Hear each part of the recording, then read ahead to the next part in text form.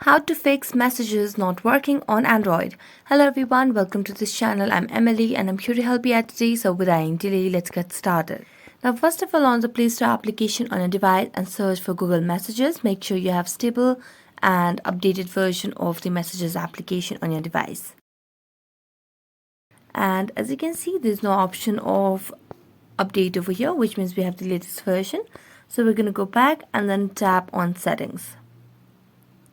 As we tap on Settings, scroll down and tap on Apps, then select Manage Apps, and as you do that, tap on the search bar and search for the Message application over here.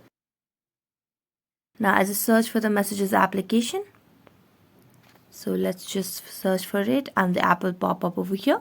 So tap on it, and as you do that, you'll be able to see the option of clear data at the bottom right corner of the screen. So tap on it and then select clear cache.